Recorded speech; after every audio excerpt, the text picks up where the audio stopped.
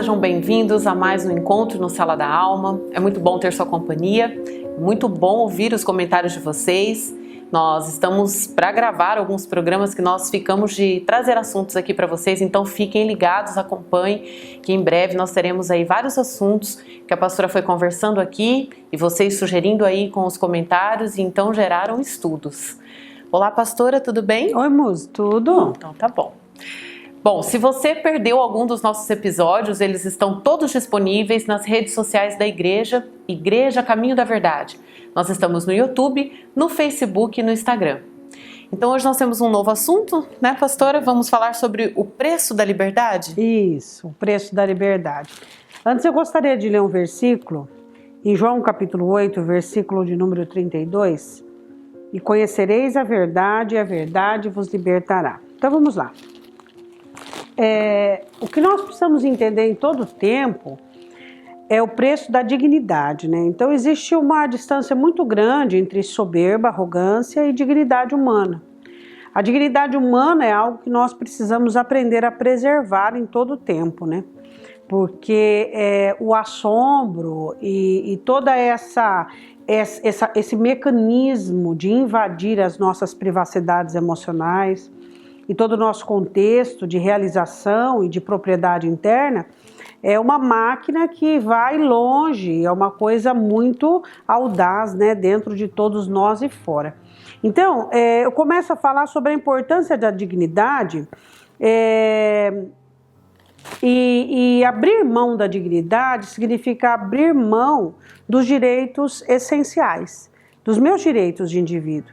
Então, quando eu abro mão da minha dignidade, eu estou permitindo que outra pessoa faça comigo aquilo que conscientemente eu não permitiria.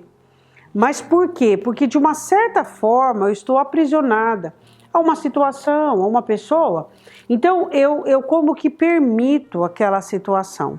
Então eu começo a falar o seguinte, que a falta de dignidade consiste na negação dos direitos essenciais do ser humano. Eu sou um ser humano, Muzi, e você é um ser humano com deveres e com direitos. Todos nós somos nascidos com direitos e com deveres. O próprio Deus deixou isso claro de uma maneira muito evidente ao entregar o seu Filho por morrer por nós, para que nós pudéssemos então entendermos o amor, a paixão de Deus por nós e assim usufruirmos desses direitos que nós temos, né? Como que acontece o início da privação da liberdade? Ela começa na infância.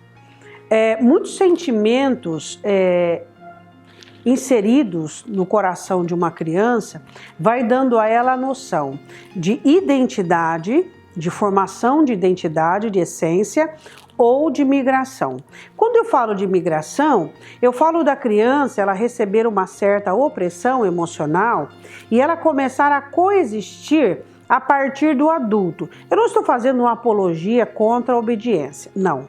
A obediência é uma coisa e fazer com que as crianças se sintam oprimidas, tendo dentro delas todo o padrão, a formação e todo o conhecimento do adulto, sem uma certa explicação, sem um certo desenvolvimento necessário, faz com que a criança entenda que ela não é um ser, que ela não tem identidade, não tem essência, mas que todas as faculdades dela irão ser geridas e geradas a partir das cobranças e necessidades dos adultos.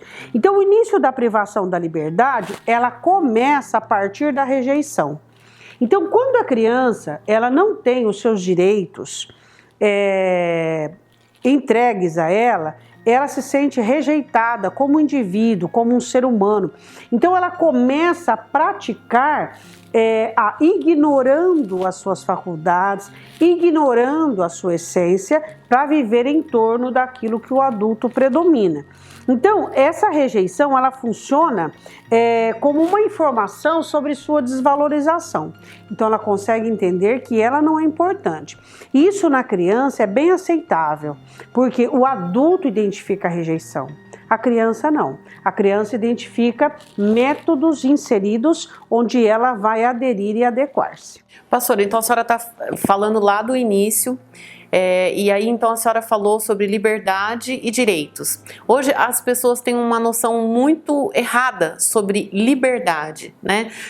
Como que a gente pode definir a liberdade em si que a senhora está abordando aqui, que não é o que hoje a sociedade tem entendido por liberdade, desde a criança, né, até o adulto? A liberdade ela é confundida por meio de revolta. Nós vamos falar no processo do estudo sobre isso, né? Mas ela não é revolta, não. Então vamos lá, ó. Então essa desvalorização, Muzi, onde a criança ela esquece de si mesma e aprende o mecanismo de rejeição, então ela começa a se auto-rejeitar, tá? Então essa auto-rejeição, o que vai acontecer? Vai acontecer uma projeção, então ela vai começar a projetar-se. Aí, música inicia os relacionamentos prioritários horizontais, onde o relacionamento com Deus é minoritário e o relacionamento horizontal é prioritário. Hoje você percebe que as pessoas são felizes dependendo com quem elas se relacionam e dependendo com o relacionamento. Então a criança ela começa uma atividade fora de si, uma atividade externa. Eu só quero dar essa premissa de início para que nós entendamos, porque vamos aprofundar um pouquinho mais. Então, desde a criança, quando ela é rejeitada, de que rejeição eu falo? Existem vários tipos de rejeição. Eu falo da rejeição cultural emocional, onde a criança ela não aprende a interpretar os seus sentimentos, a lidar com frustrações, a lidar com os seus pensamentos. Ela é impedida de ter a sua essência, a sua identidade, fazendo com que o adulto e o externo seja o mobilizador da sua condição. É importante a senhora falar isso, porque muitos pais às vezes se questionam, mas eu nunca rejeitei os meus filhos, né? E não é literalmente uma rejeição de abandono, né, pastora? É um padrão imposto, né? Quando você não dá ao seu filho o direito de conhecimento, de essência, de conhecer-se a si mesmo, que os pais precisam trazer essa iniciação do autoconhecimento, você está rejeitando a identidade, a essência dessa criança de uma forma inconsciente, dando a ela tudo mastigado, não permitindo, né, que essa criança possa conhecer frustração, desapontamento e aprender a lidar com tudo aquilo. Então a criança ela começa a olhar para o lado de fora e ela começa a entender que o universo dela é externo. E aquele adulto vai ditar as regras. E aquele adulto vai trazer realizações. E aquele adulto, então ela começa do pai e da mãe, ela passa para o amigo, para o patrão, para o cônjuge, para os filhos e assim por diante. Começa-se na infância. Sentimentos recalcados tornam-se ressentimentos, né? Então os sentimentos que são recalcados dentro da alma, eles vão ser ressentimentos. Esses ressentimentos vão causar o quê? A privação emocional que vai gerar o cativeiro, né? Então tá. Bom, a geração de sentimentos negativos como forma de combate ao aprisionamento. Então vamos lá. Então vamos fazer uma pequena recapitulação. Desde a criança, a infância, a criança ela foi impedida de ter a sua essência, a sua identidade, sendo convidada, vamos dizer assim, entre aspas, a viver uma externalização forçada. Então o que acontece com essa criança?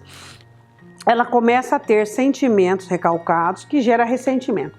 Esses ressentimentos, eles vão gerar sentimentos mais fortes. Esses ressentimentos já são, Muzi, já é um movimento de rejeição aí, pastora? Não, já é um movimento de luta contra esse cativeiro.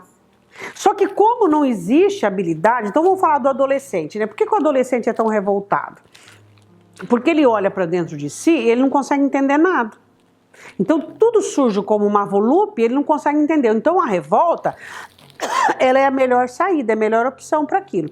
Então eu vou falar uma coisa muito interessante. Por que a Bíblia diz assim, irai-vos e não pequeis? Porque a ira, Muzi, é uma manifestação salutar da alma em recusa a qualquer domínio operante negativo. Então, quando eu tenho uma ira salutar dentro de mim, quando eu tenho uma reação contrária àquilo que está sendo colocado para mim, é normal, totalmente normal. Mas o porquê que esse sentimento de ira não pode perdurar? Quando é que esse sentimento perdura? Quando eu não consigo me livrar da situação. Então eu tenho dentro de mim sentimentos recalcados, mal interpretados que se tornaram ressentimentos. Esses ressentimentos vão dar lugar à ira, ao nervosismo, vão dar lugar à revolta. Então, o que vai acontecer com essa alma, essa pessoa? Ela vai começar a tentar gerenciar a vida dela por meio de tais sentimentos, que são os sentimentos que têm condições de coabitar, de viver, de morar com aquilo tudo, tá? Então, vamos lá.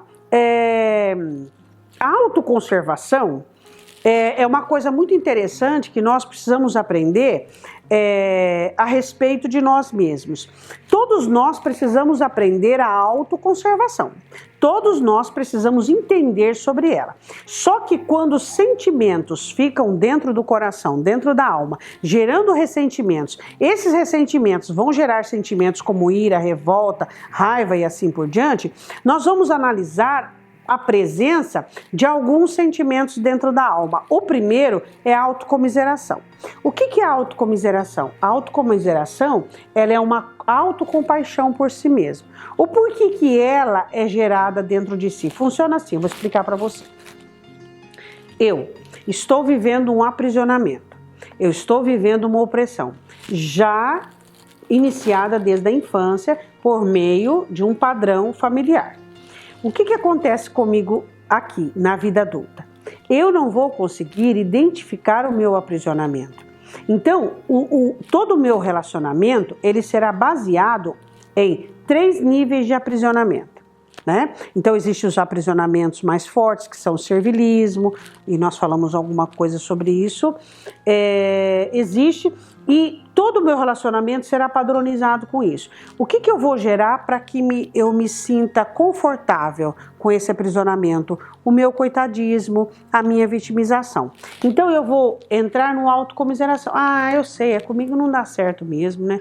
Oh meu Deus, mas como que eu sofro, né? Minha vida é só sofrimento, é só tribulação. É o que me dá motivo para estar dentro daquilo, pastor? É o que me mantém, é o que me responde? O fato de eu não sair? É isso, é como se eu desse para a alma uma sustentação, tipo assim, eu não posso te libertar, mas pelo menos eu massageio você, pelo menos eu conforto você. Autocomiseração, compaixão por si mesmo, é nascida pelo ódio à opressão. Você tem totalmente assim, revolta contra a opressão que você vive. E é tão engraçado, né, pastora? Porque você tem uma aversão a isso, mas ao invés de sair disso, acha-se uma desculpa para permanecer?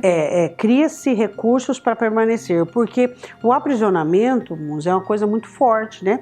Ele não é feito apenas por indícios de outros, ele é feito também por rejeição própria.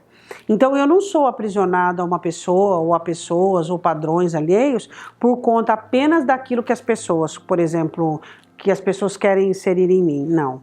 O meu aprisionamento, ele deriva das minhas necessidades, das minhas carências, do meu próprio aprisionamento.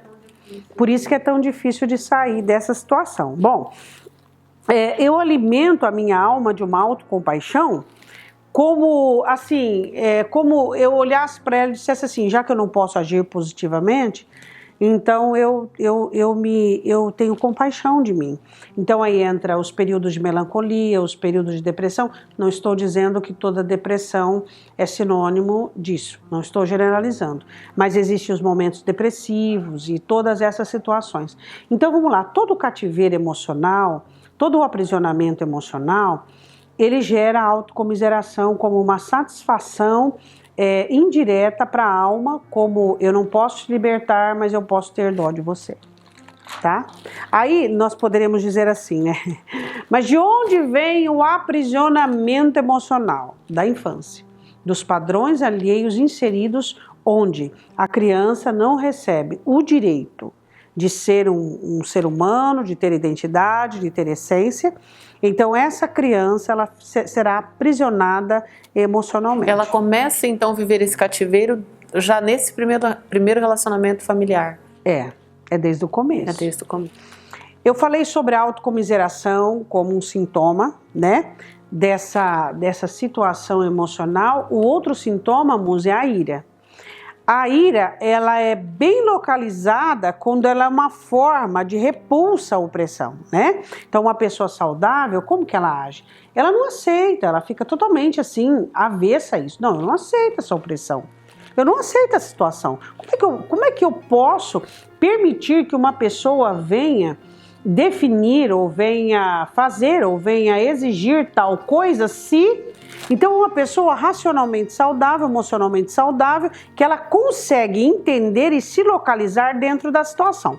Mas, se ela não tem condições, então a ira, eu estou dizendo que a ira é totalmente normal dentro dessa condição para o escape. Você vai escapar daquela situação com aquele momento, é apenas um momento. Mas quando o cativeiro é totalmente instalado e a pessoa ela está emocionalmente aprisionada, ela vai irar-se, essa ira vai ficar dentro da alma e vai voltar-se contra o próprio ser humano.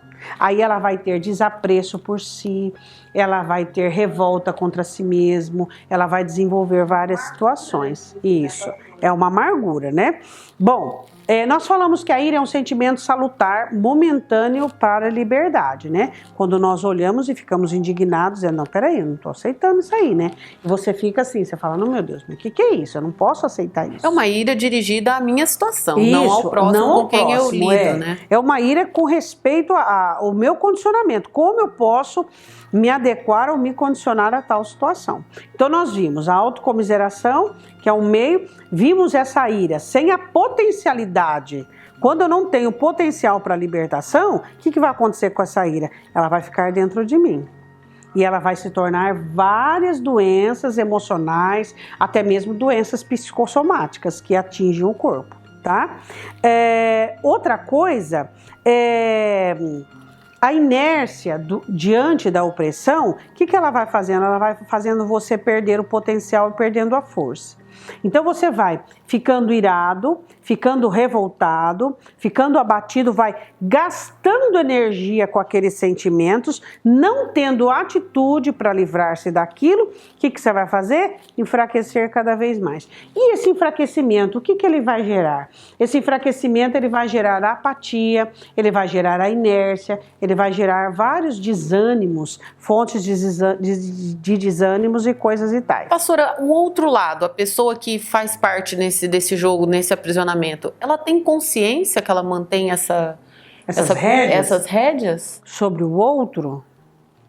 A música, eu acho que sim, né? A maioria. Porque a senhora disse que na infância, muitas vezes, os pais inconscientemente fazem isso por um padrão, né? Os pais fazem isso por meio do autoritarismo e por meio de um conceito preservativo, né? Eles não fazem isso por maldade, não. Eles fazem isso para preservar a criança, né? Porque o pai quer preservar a criança de toda a experiência negativa. Então ele faz isso por causa de um autoritarismo imposto já e por conta de uma ação preservativa. Agora, na fase adulta, essa pessoa vai encontrar alguém que participe desse jogo como um dominador, por exemplo. Nós já falamos sobre isso. Nunca os dominadores faltarão. Nunca. Porque não faltam dominados. Então vamos lá. A ira descontrolada, sem reação positiva, ela é um suicídio psicológico, emocional e espiritual. Então eu vou dizer novamente, a ira dentro de você, quando você não tem o potencial para poder libertar-se daquela situação, ela será um suicídio psicológico. Por quê? Porque você vai ser uma pessoa totalmente perturbada, porque você vai sentir necessidade de libertação sem condições para tal. Então você vai ficar uma pessoa psicologicamente totalmente perturbada, emocionalmente você vai inibir as suas faculdades e condicioná-las ao aprisionamento, e espiritualmente também nós sabemos que haverá uma proporção gigantesca de aprisionamento. Entende? Principalmente porque tudo isso vai gerar um abatimento e um desânimo, uma perda de energia, uma falta de vontade de luta, de... Porque a liberdade emocional, né, Muzi, é uma coisa que todos nós temos direito, né? Todos nós temos direitos de ter os nossos sentimentos, de ter os nossos pensamentos, né? De ter as nossas vontades.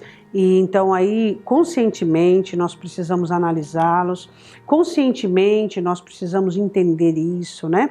E nós precisamos entender que a verdade, ela é libertadora, né? A verdade, ela é libertadora. Então nós precisamos compreender que a única maneira de nós alcançarmos essa liberdade é por meio da verdade de nós mesmos. Então, essa sociedade que vivemos, onde tudo aquilo que é relacionado ao supérfluo, tudo aquilo que é evasivo, tudo aquilo que é mesquinho, é muito enaltecido. E é muito descaracterizado a meditação, a sensibilidade, é muito descaracterizada até mesmo com preconceito, a solitude. Então, essas coisas as pessoas descaracterizam. E é interessante que o ser humano quer ser feliz desprezando-se. Como que eu posso desprezar a minha essência, desprezar as necessidades da minha alma como solitude? Aprender a estar sozinho e a pensar. Como eu posso descaracterizar, por exemplo, a inteligência emocional, o meu autoexame, e achar que eu vou ser feliz, e achar que eu vou ter paz. Eu não posso desprezar a minha humanidade, as minhas faculdades, as minhas necessidades, e deixar de trabalhar, e deixar de crescer, e deixar de acreditar, e achar que vai dar certo, que eu vou ser feliz. Criou-se uma realidade real, né, pastora? E está se afastando dela cada dia mais. Nós vamos falar disso, né? No próximo Sala da Alma, Muzi, nós vamos falar sobre autoconsciência e realidade, né? Que é o que está acontecendo hoje, né? E aí trabalha-se tanto para que dê certo esse lado de fora, e ele dá certo por um tempo, porque tem força para fazer isso acontecer, mas chega num momento em que tudo ruim, né, pastora? Porque é uma máquina, né? É uma máquina que todo mundo trabalha no mesmo esquema, né? Então hoje nós estamos precisando, na sociedade, de seres humanos e que não estão importando com a mídia, com o que as pessoas estão postando, com o que as pessoas estão vestindo. Se você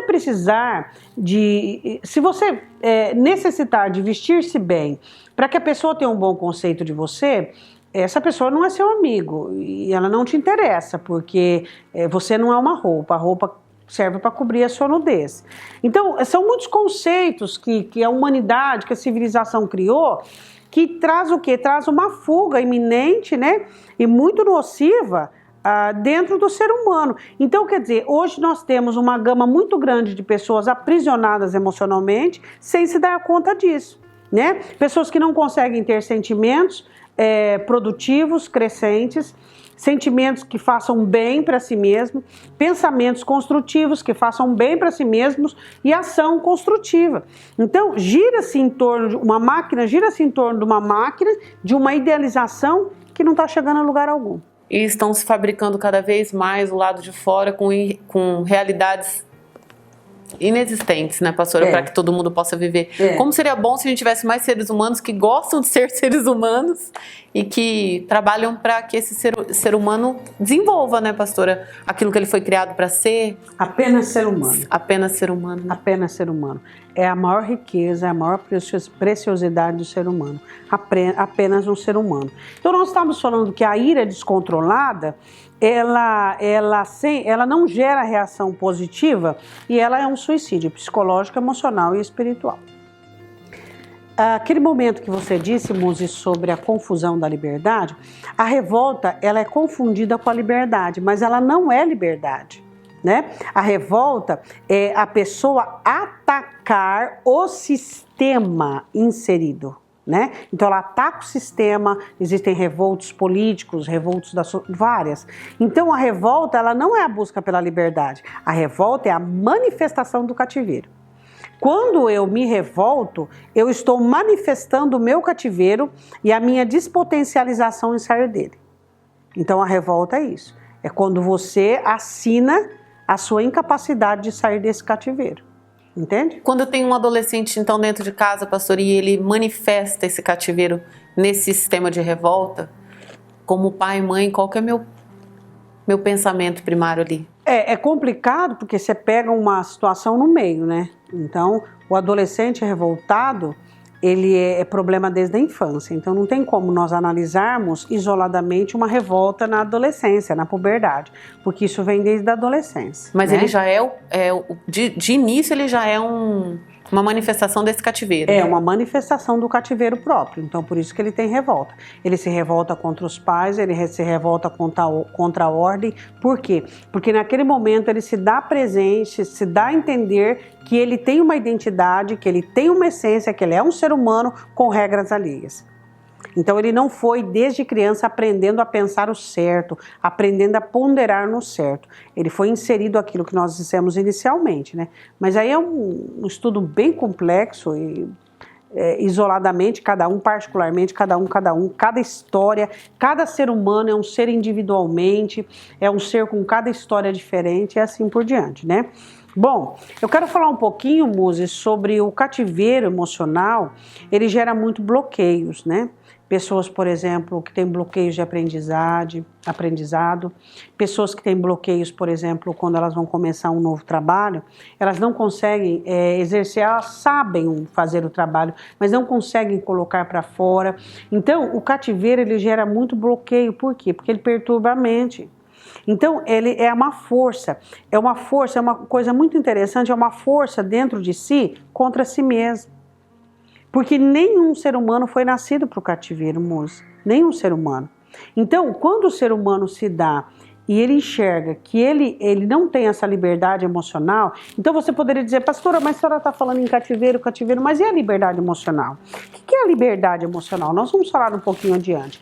Mas eu falei sobre o início do cativeiro, né? Porque eu e você, nós temos direitos de ser nós mesmos. Nós temos direitos de compreender os nossos erros, de estudar os nossos erros e de acertar. Nós temos direitos de ter os nossos sentimentos. Nós temos direitos e Deus nos dá esses direitos. Então nós vamos, no nosso relacionamento com Deus, nós vamos averiguar e aprendermos, né? Então Deus não chega em mim e em você e diz assim, pronto. Você vai pensar diferente, sentir diferente e fazer diferente. Não, né? E ele vai nos ensinando por meio da verdade, vai nos aplicando a verdade. Então nós vamos fazendo aquele diálogo, né, entre nós e a verdade e depois vamos aprendendo a dialogar conosco. Primeiro somos apresentados à verdade, né? E o que é a verdade? A verdade é a palavra de Deus, né? Conhecereis a verdade e a verdade vos libertará. Então nós somos apresentados à verdade. Nesse diálogo íntimo com a verdade, vamos aprender a dialogar conosco, né? Poucas pessoas sabem dialogar consigo. Por quê? Porque elas apenas recebem informações prontas. Então, quando eu penso, quando eu sinto, e não existe uma margem de análise no que eu pensei, e não existiu uma margem de análise no meu pensamento, eu não tenho diálogo comigo mesmo. Eu tenho coisas prontas, pensamentos prontos, sentimentos prontos, e provavelmente essas coisas prontas vieram de lixos, de seres humanos que passaram pela minha vida e depositaram ali, e de aprendizados indevidos e externos. E como é triste ver como as pessoas hoje interpretam um relacionamento com Deus de maneira ao contrário, né, pastor? Às vezes as pessoas pensam que um relacionamento com Deus, ele traz a privação dessa liberdade, porque não se entende o que é a liberdade, né? Então, quando se convida uma pessoa para se relacionar com Deus e assim ele vai estabelecendo as verdades, algumas pessoas chamam isso de rédeas, né? Como que eu digo? Como se ditasse para ela o que para ela não é verdade. Os ditadores, exatamente. Os ditadores são seres humanos. São seres humanos. Deus, ele relaciona-se conosco com amor e com ensinamento. O que é um ditador? Um ditador é que vem com uma regra pronta, sem se importar se aquilo fará bem para mim ou não, apenas interessado no próprio lucro. Então ele vem. Agora Deus não. Deus é para o meu bem. É para o meu bem, é para o meu crescimento. Então ele vem oferecendo uma verdade para que ela me liberte. E então eu dialogo com essa verdade, eu consigo interagir com essa verdade, descobrindo que ela é luz para as minhas trevas. E aí então, essa verdade vai me ensinar a fazer um diálogo claro comigo mesmo. E quando se fala em verdade hoje, não é uma verdade relativa, porque não existe isso, né, pastora? A verdade ela é absoluta, ela é única, né? Não existe verdade paralela, relativa, nada pseudo, disso. Nada disso. A verdade é única, absoluta e é de Deus. É, né? De Deus. Então vamos lá, a revolta é confundida com liberdade, né? pessoas ficam revoltadas, eu não aguento mais esse casamento porque eu vou dar um fim nisso, né? Isso é revolta, não é liberdade. A liberdade é você olhar e dizer assim, pera um pouquinho, para tudo. Por que eu não tenho podido, por que eu não tenho conseguido? Eu tenho levado isso a cunho, então é uma análise lógica objetiva, eu tenho condições de salvar essa situação, se eu não tenho, vou buscar, preciso salvar, não somos desistentes, somos salvadores de situações. Bom, falamos sobre bloqueios, né? Os bloqueios funcionam de uma maneira... eles são assim, padrões inconscientes de aprisionamento. Então você tem um bloqueio, eu não consigo mais lidar com essa situação, eu vou abandonar porque eu não consigo lidar. Então os bloqueios, eles são padrões inconscientes de aprisionamento. Então você tem um bloqueio com respeito a uma situação, com respeito a uma verdade, com respeito a algo que você está vivendo, inconscientemente aquilo é o reflexo do seu aprisionamento. Tá? Vamos falar então, eu quero falar, antes de eu falar sobre a liberdade, eu quero falar sobre tribunal. Dentro de nós temos um tribunal, todos nós temos, né? Nós temos uma cidadela, nós temos um tribunal, nós também temos uma sala, a sala da alma. Então, nós temos um tribunal. Nesse tribunal, com as pessoas que não têm a liberdade emocional, elas não têm advogado. Elas só têm os acusadores, os promotores, e elas têm os juízes que existem dentro dela, que são padrões alheios. Então ela nunca irá partir em defesa de seus direitos, ela nunca vai dizer o seguinte, não, peraí, até aqui deu, agora acho não que ela dá nunca mais. Nem acha que tem direito, né, pastora? Não, então, mas a revolta é um indício dela saber que ela tem direito. Mas a revolta é gerada por aquela ira sem potencialidade. Né? Então ela sabe que tem direito, ela sente aquilo na pele. Ela sabe disso, mas não consegue fazer uso disso. Não consegue fazer uso. Então ela se revolta. Aí o tribunal dentro de si, dentro das situações, Musa, é muito interessante que ela vai para a autocomiseração. É ali Qual que é a solução? As sentenças vão ali. Autocomiseração, realmente mesmo, não dá certo. Não era para ser. Não era para ser. Não, a vida inteira foi assim e tal. Ou então a ira, ou então a revolta, ou então outros tipos de fugas que acontecem.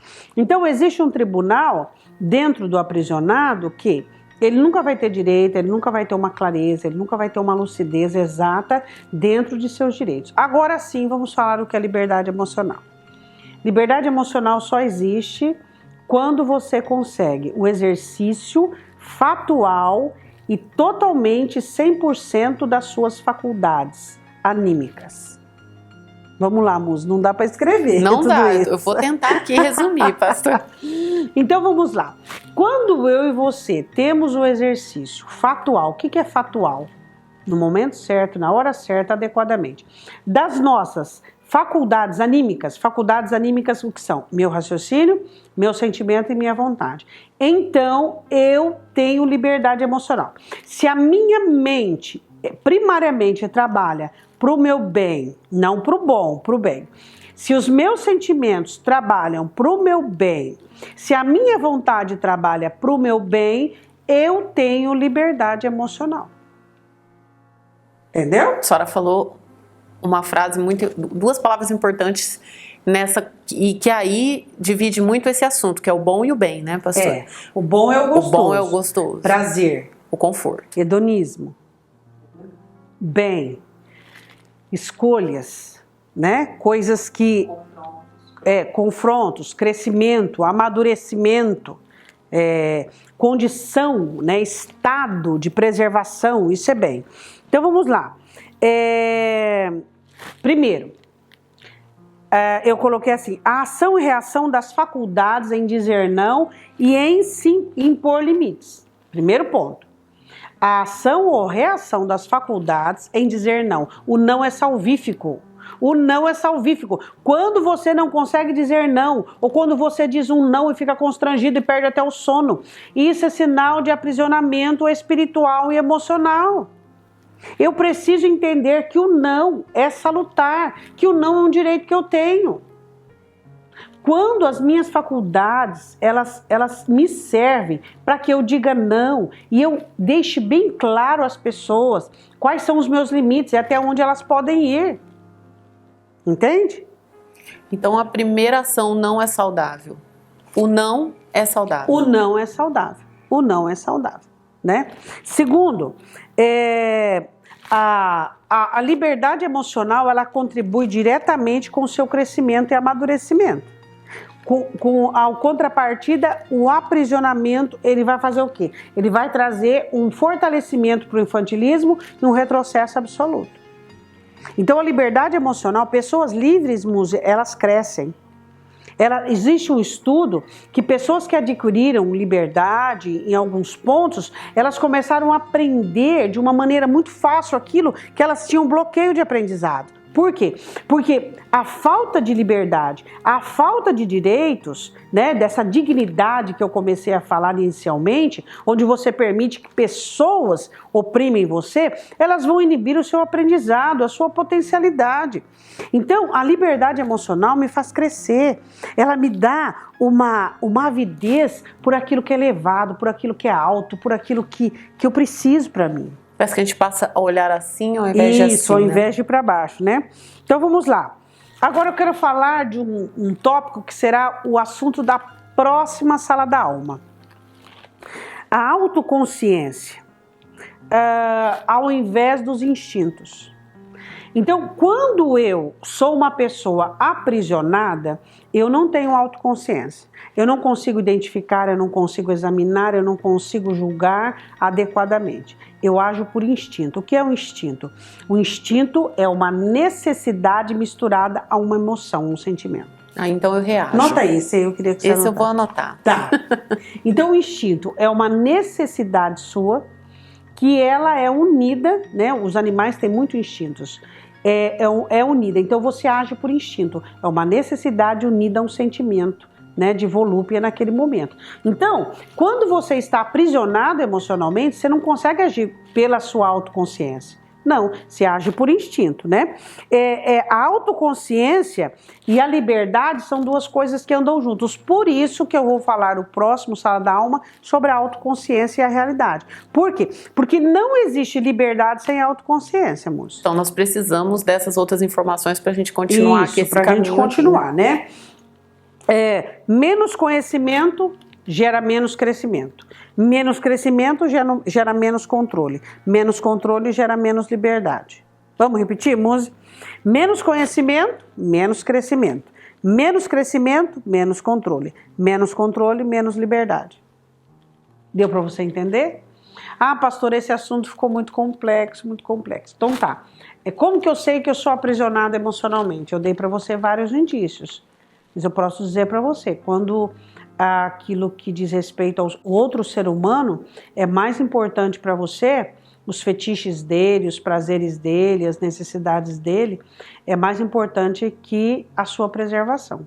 Então isso é falta de liberdade emocional. É um assunto que a gente ainda vai continuar no próximo Sala da Alma, então não perca e volte um pouquinho, volte lá no tema, anote, pense, reflita, é o seu momento, é o meu momento aqui para a gente se conhecer. Isso faz parte da nossa liberdade. E nós temos direito, nós ouvimos aqui. Nós servimos um Deus que nos libertou. Então nós precisamos fazer uso disso. Vamos fazer uma oração, pastor? Vamos. Pai, nós te pedimos que o Senhor possa agir na vida de cada um de nós, nas pessoas que estão nos assistindo, que o Senhor possa, Deus, dar a elas a luz e dar a elas o despertamento, onde elas busquem a liberdade. Somente na busca da liberdade que nós vamos te conhecer. Somente na busca da liberdade vamos nos conhecer.